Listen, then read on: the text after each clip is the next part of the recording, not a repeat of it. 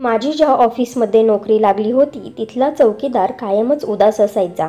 मी त्याला उदासीचे कारण विचारायचो तर तो म्हणायचा की तुम्हाला सांगितल्यावर तुम्ही माझी चेष्टा करसाल. एक दिवस मी त्याचा पाठलाग केला तेव्हा तो एका झोपडीत शिरला. त्या झोपडीत तो एकटाच होता. मी जेव्हा त्याला त्याच्या घरच्यांबद्दल विचारले तेव्हा त्याने मला असे काही सांगितले की मला खूपच मोठा धक्का बसला, कारण तो मागच्या 30 वर्षांपासून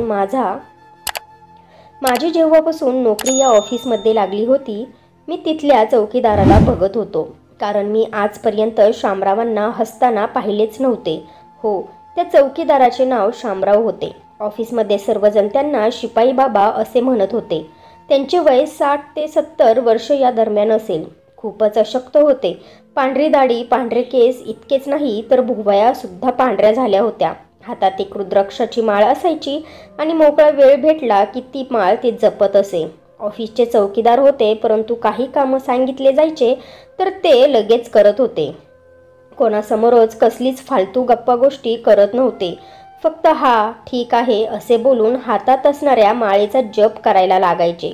आजपर्यंत कोणीही त्यांना विचारण्याचा प्रयत्न केला नाही की ते इतके गंभीर का राहतात.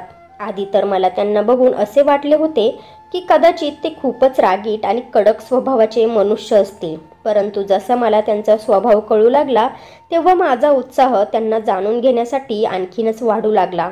आत्ताच माझ्या शेजारी असणाऱ्या माझ्या कलिगने शामरावांना आवाज दिला होता. म्हणू लागला की माझ्यासाठी एक चहा बनवून आण. शामराव ठीक आहे म्हणाले आणि ऑफिसमध्ये असणाऱ्या किचनमध्ये गेले आणि चहा बनवून घेऊन आले आणि तो चहा टेबलवर ठेवला. चहा ठेवून ते शांतपणे बाहेर निघून गेले, परंतु तो कलिग त्याच्या कामामध्ये इतका व्यस्त होता की चहा प्यायचाच विसरला. त्याने चहाचा एक घोट घेतला तेव्हा तोंड वाकडं करून पुन्हा शामरावांना आवाज दिला. म्हणाला, हा चहा किती थंड झाला आहे, परत बनवून आण. बिचाऱ्या शामरावांनी शांतपणे तो चहाचा कप उचलला आणि पुन्हा चहा बनवण्यासाठी आत निघून गेले. तो खूपच शांत स्वभावाचा माणूस होता. त्यांना बघून मला त्यांच्यावर दया येत असे. माहिती नाही काय भानगड किंवा काय अडचण होती, त्यामुळे तो माणूस आतल्या आत विरघळत चालला होता. जिथे सगळे लोक हसायचे, चेष्टा मस्करी करायचे, तिथे शामराव खोल श्वास घेऊन आपला चेहरा दुसरीकडे करायचे. ऑफिसमध्ये बरेच लोक होते, परंतु माझी उत्सुकता किंवा आवड फक्त आणि फक्त शामरावांमध्येच होती. त्या दिवशी माझे काम झाल्यावर मी फ्री झालो तेव्हा शामराव समोर असलेल्या खुर्चीला साफ करत होते. मी शामरावांना माझ्याजवळ बोलवले आणि माझ्या समोरच असणाऱ्या खुर्चीवर बसायला सांगितले. ते हैराण होऊन माझ्याकडे बघत होते. म्हणू लागले, नाही, मी इथे बसू शकत नाही. माझ्या बसण्याची जागा तर बाहेर आहे. तुम्हाला जर काय काम असेल तर मला सांगा. परंतु मी त्यांना म्हणालो, तुम्ही प्रत्येक वेळेला उदास का असता? कधीतरी हसत चला. तुमच्यासमोर जर चेष्टा मस्करी चालली असेल तेव्हा सुद्धा तुम्ही असेच उदास होऊन बघत बसता.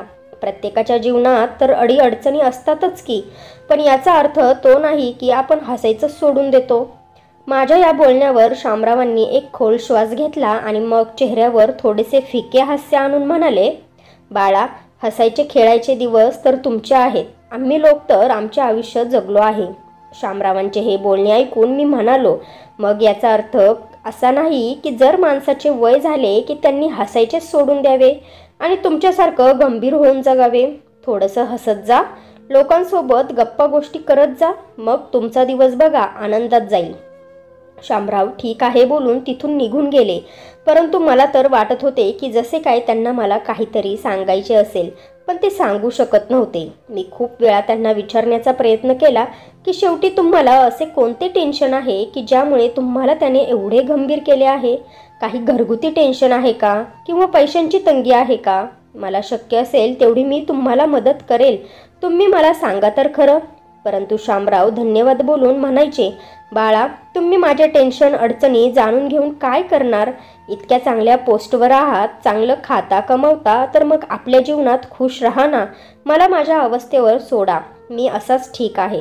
मला वाटले कदाचित मी शामरावांच्या गोष्टींना जास्तच डोक्यावर हावी करत आहे.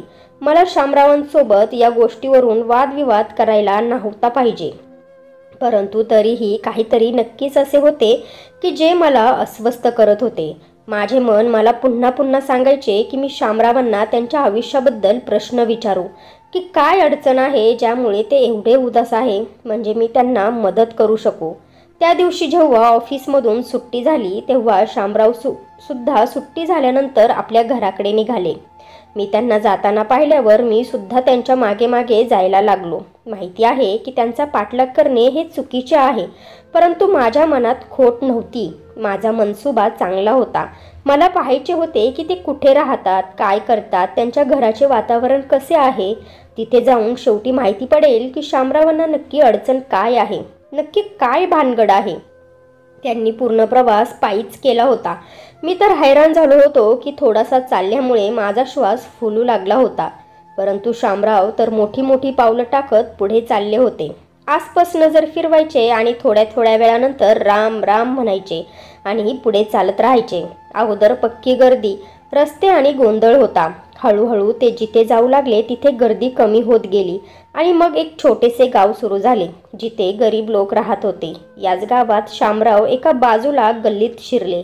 मी सुद्धा त्यांच्या पाठीमागे गेलो होतो. तिथे ते एका घरामध्ये गेले. दरवाजा असाच उघडा होता. त्यांनी बंद करण्याचा प्रयत्न सुद्धा केला नाही. घराचा दरवाजा तुटलेल्या अवस्थेत होता. मी सुद्धा त्यांच्या मागून घरात गेलो आणि दरवाजात उभा राहिलो. घर खूप शांत शांत होते. असे वाटत होते की जसे काय शामरावांशिवाय तिथे कोणीच नव्हते.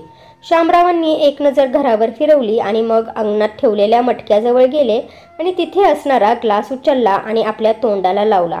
तेव्हा त्यांची नजर दरवाजाकडे गेली जिथे मी उभा होतो. मला बघून पाण्याचा ग्लास तोंडापासून बाजूला केला आणि चालत चालत माझ्याजवळ आले आणि म्हणू लागले, बाळा, तुम्ही इथे काय करत आहात? मी हसून त्यांच्याकडे पाहिले आणि म्हणू लागलो, काहीच नाही, मला फक्त तुम्हाला भेटायचे होते. 2 मिनिट बसून तुमच्यासोबत शांतपणे गप्पा मारायच्या होत्या. माझे बोलणे ऐकल्यानंतर शामरावांनी माझ्याकडे शांतपणे पाहिले आणि म्हणू लागले, तुम्ही मला शांतपणे बसून देणार नाही आणि नाही तुमच्या मनाला शांती मिळणार जोपर्यंत तुम्ही माझ्या जीवनाचे रहस्य माझ्याकडून काढून घेत नाही तोपर्यंत. मी हसून त्यांना म्हटलो, हो बाबा, मला जाणून घ्यायचे आहे की तुम्ही इतके उदास उदास का राहता. शेवटी अशा तुमच्या जीवनात कोणत्या अडीअडचणी आहेत की ज्यामुळे तुम्ही एवढे टेन्शनमध्ये असता. शामरावांनी मला त्यांच्या घरात घेतले होते. खरंच घरामध्ये त्यांच्याशिवाय कोणीच उपस्थित नव्हते. एक खोली होती, पुढे छोटेसे अंगण होते, एका बाजूला छोटेसे किचन होते, छोटासा हॉल होता आणि एका बाजूला बाथरूम होते. त्यांनी मला तिथेच अंगणात ठेवलेल्या कॉटवर बसायला सांगितले होते. मटक्यातून पाणी आणून मला प्यायला दिले होते. पाणी थोडे खारे होते, पण मी प्यायलो होतो. ते म्हणू लागले, तुम्ही माझा भूतकाळ जाणून काय करणार आहात? तुमच्याजवळ दुसरे काम नाही का? मी त्यांना हसून म्हटलं, बाबा, तुम्ही तुमच्याबद्दल सांगा तर खरं. तुमच्या मनातलं ओझं खरंच कमी होऊन जाईल. असे होऊ शकते की मी तुमची मदत करू शकेल. माझे बोलणे ऐकून त्यांनी एक खोल श्वास घेतला आणि बोलू लागले, चला ठीक आहे. जर तुम्हाला एवढीच आवड असेल माझ्या भूतकाळाबद्दल जाणून घेण्याची तर तुम्हाला मी सांगतो. खूप वर्षानंतर पुन्हा एकदा माझ्या जखमेवरून खपली निघणार आहे, पण मी तुमची इच्छा नक्की पूर्ण करतो. एवढे म्हणून झाल्यानंतर बाबांनी मला सांगायला सुरुवात केली. म्हणू लागले, बाळा, 35 ते 40 वर्षांपूर्वी मी एका गावात राहत होतो. त्यावेळी भारत पाकिस्तान वेगळे झाले नव्हते. उलट हिंदू मुसलमान सोबत मिळून मिसळून राहत होते. जेव्हा हिंदुस्तान आणि पाकिस्तान वेगळे देश झाले तेव्हा खूप गोंधळ झाला होता. आधी ज्या गावामध्ये हिंदू मुसलमान मिळून मिसळून राहत होते, एक हिंदूचे घर असायचे तर दुसरे मुसलमानाचे.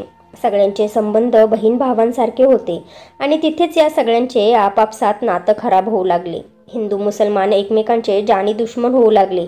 एकमेकांच्या रक्ताचे भुकेलेले झाले होते. अशा दंगली होऊ लागल्या की कोणी विचारसुद्धा करू शकत नव्हते.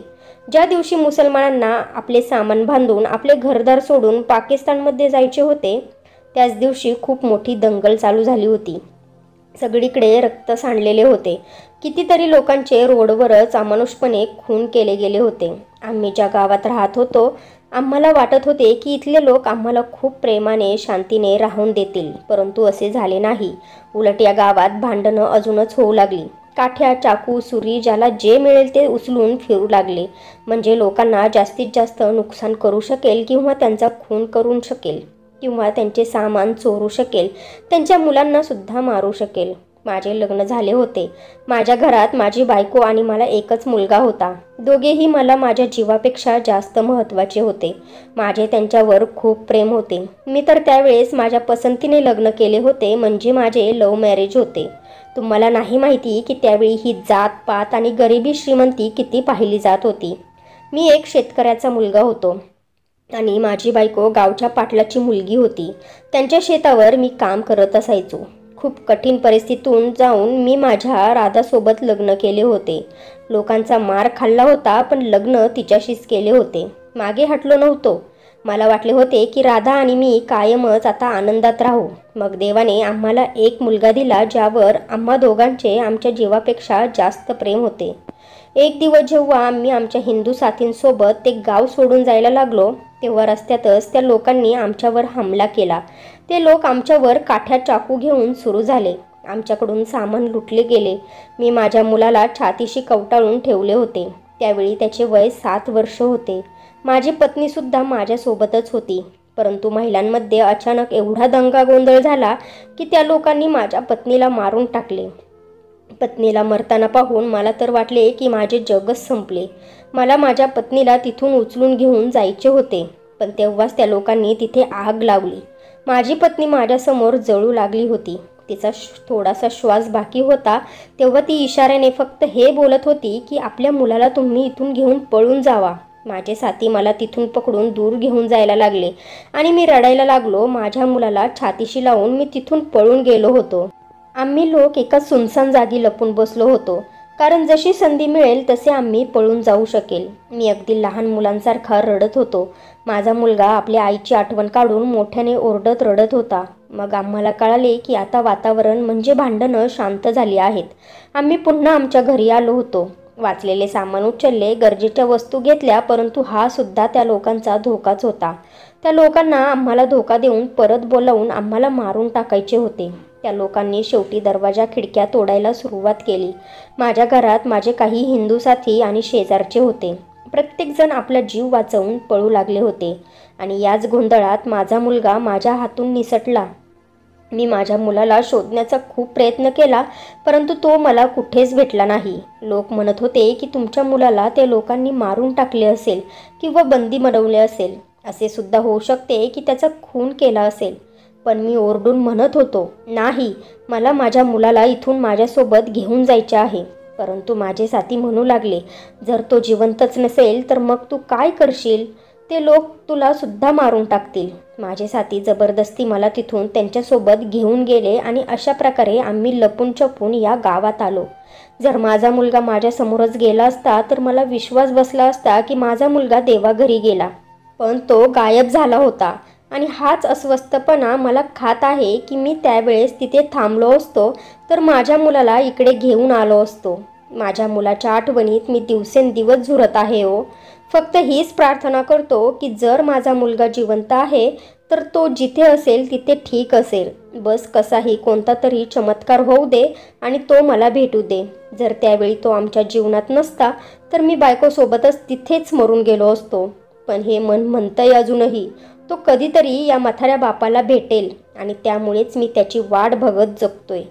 इतकं सगळं सांगताना ते बाबा रडू लागले होते.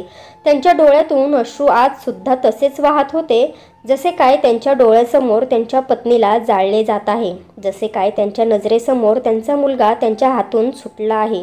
त्यांना रडताना बघून मी त्यांना मिठी मारली होती आणि म्हणू लागलो, तुम्ही कोणत्या गावी राहत होता?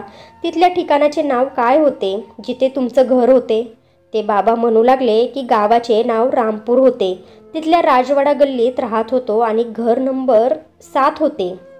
हे ऐकून मी म्हणालो, त्या राजवाडा गल्लीच्या मागे एक तळे होते ना, जिथे एक मुलगी बुडत होती आणि मग तिला एका माणसाने वाचवले? हे ऐकताच त्या बाबांनी लगेच आपले अश्रू पुसले. म्हणू लागले, हो, मी तोच माणूस होतो. खरं तर मी माझ्या पत्नीसोबत रोजच तिथे पाणी भरायला जात होतो. एक दिवस जेव्हा मी पाणी भरायला गेलो तेव्हा बघितले की एक छोटी मुलगी जी 4-5 वर्षांची होती पाण्यात बुडत होती. मी पटकन त्या पाण्यात उडी मारली आणि त्या मुलीला वाचवले. त्या मुलीचे नाव जास्मिन होते. पण तुम्हाला या सगळ्या गोष्टीबद्दल कसे काय माहिती बाळा? हे सर्व तर मलाच माहिती आहे. ते बाबा मला प्रश्न विचारू लागले होते आणि तेव्हा मी हसलो आणि बाबांना म्हणालो, मी तुमच्या मुलाला ओळखतो. मी इतकंच म्हणालो की ते बाबा तडपून उभे राहिले. म्हणू लागले, हे तुम्ही काय म्हणत आहात? तुम्ही माझ्या मुलाला कसे काय ओळखता? जर तुम्हाला माझा मुलगा माहिती आहे तर आजपर्यंत मला का नाही सांगितले की तो इथेच आहे? बाबांचे बोलणे ऐकून मी म्हणू लागलो, बाबा, तुम्ही सुद्धा मला तुमची ही कहाणी आजच सांगितली आहे. जर तुम्ही मला हे पहिले सांगितले असते तर मी तुम्हाला सांगितले असते की तुमचा मुलगा इथेच आहे. माझे बोलणे ऐकून बाबा जसे काय वेडे झाले होते. बोलू लागले, मग सांगा ना, माझा मुलगा कुठे आहे? तुम्ही माझ्या मुलाला कसे ओळखता? कुठे आहे तो, सांगा ना.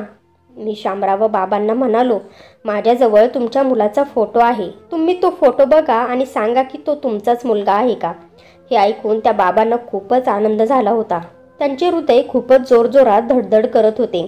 चेहऱ्यावर घाम जमा झाला होता. म्हणू लागले, हो, चला लवकर मला माझ्या मुलाचा फोटो दाखवा. जर तुम्हाला हे सगळं माहिती असेल तर नक्कीच तुम्ही माझ्या मुलाला ओळखत असताल. मी त्या बाबांना माझ्यासोबत घेतले आणि माझ्या घरी निघून आलो. घरी येऊन त्यांना हॉलमध्ये बसवले. सारखं सारखं ते प्रत्येक वस्तूला निरखून बघत होते आणि म्हणत होते, कुठे आहे माझ्या मुलाचा फोटो? तुम्ही उशीर करू नका, नाहीतर माझ्या मुलाला भेटण्याअगोदरच माझा श्वास थांबेल. मी बाबांना दिलासा दिला आणि माझ्या पत्नीला जयाला बोलवले. तेव्हा ते म्हणू लागले, तुम्ही तुमच्या पत्नीला का बोलवत आहात? माझी पत्नी आधी तर थोडी गडबडली होती, पण मी म्हटल्यानंतर ती हॉलमध्ये आली आणि बाबा शामरावांना नमस्कार करून समोर सोफ्यावर बसली. मग मी उठलो आणि कपाटातून एक जुना अल्बम काढला. त्यातले काही फोटोज काढून मी बाबा शामरावांसमोर ठेवले. जसे ते बाबा त्या फोटोंना पाहू लागले तेव्हा रडू लागले. रडताना त्या फोटोंचे चुंबन घेऊ लागले आणि मग आपल्या छातीशी लावले आणि म्हणू लागले, हो, हाच माझा मुलगा आहे. मग मी म्हणालो, काय आहे तुमच्या मुलाचे नाव? तेव्हा ते म्हणू लागले, माझ्या मुलाचे नाव आनंद होते. तो माझा जीव होता, माझी पत्नी आणि माझ्या प्रेमाचे तो एकुलता एक प्रतीक होता. कुठे आहे तो? माझ्या त्याच्याशी भेट करून द्या ना.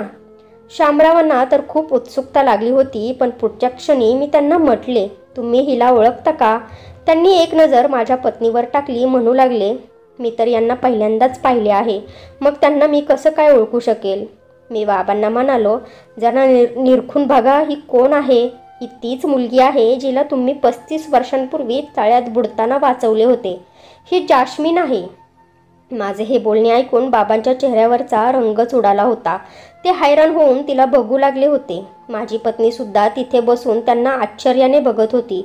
खूप निरखून चेहरा बघितल्यानंतर बाबा शामराव उठले. म्हणू लागले, हो, ही तीच मुलगी दिसत आहे. चेहरा तर सारखाच आहे जिला मी वाचवले होते, पण ही इथे कशी काय?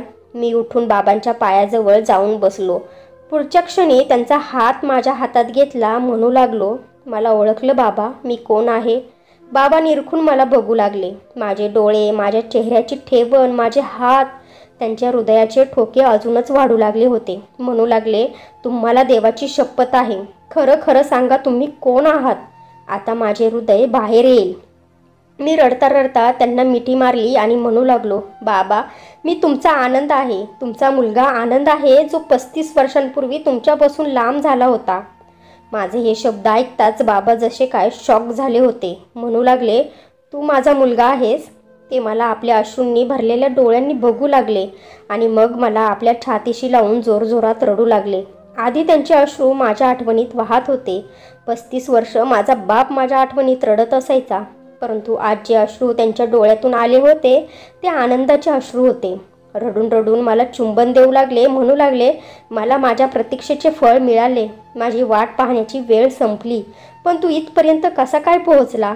ते प्रश्न विचारत होते आणि मी त्यांना हिंमत देत होतो.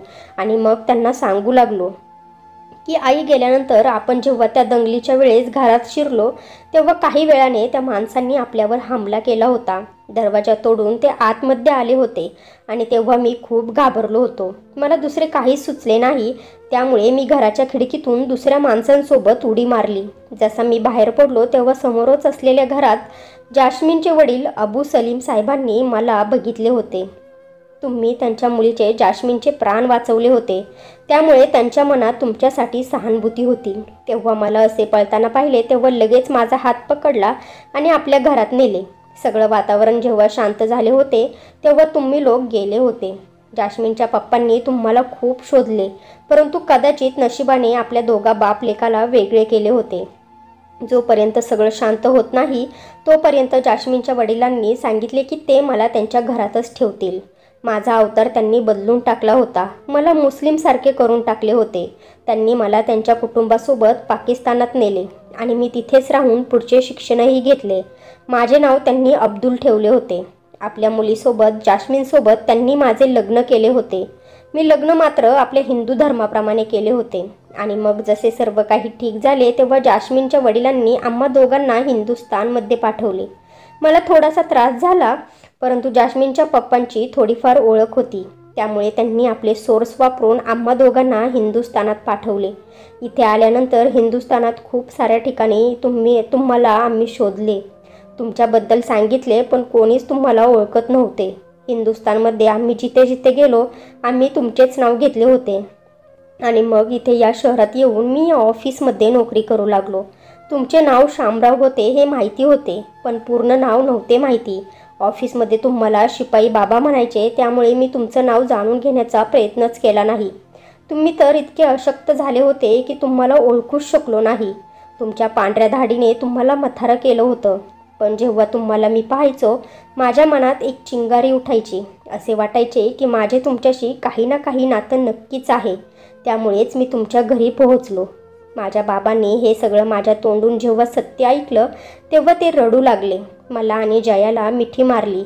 जास्मिनने इथे येऊन तिचे नाव बदलले होते. कितीतरी वेळ आम्ही आमच्या मनाचं ओझं हलकं करत राहिलो.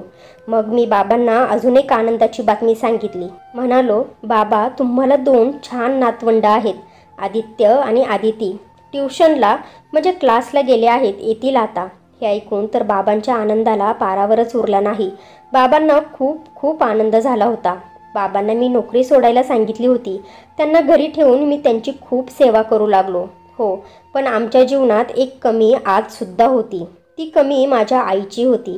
काश ती सुद्धा बाबांसारखी आमच्या आयुष्यात पुन्हा आली असती तर फ्रेंड्स, तुम्हाला ही स्टोरी आवडली असेल तर व्हिडिओला लाईक करा आणि आपल्या नात्यांचा स्पर्श या चॅनेलला सबस्क्राईब करा आणि बेल आयकॉनवर क्लिक करून ऑलवर सेट करा, म्हणजे पुढची व्हिडिओ तुम्हाला लगेच भेटेल.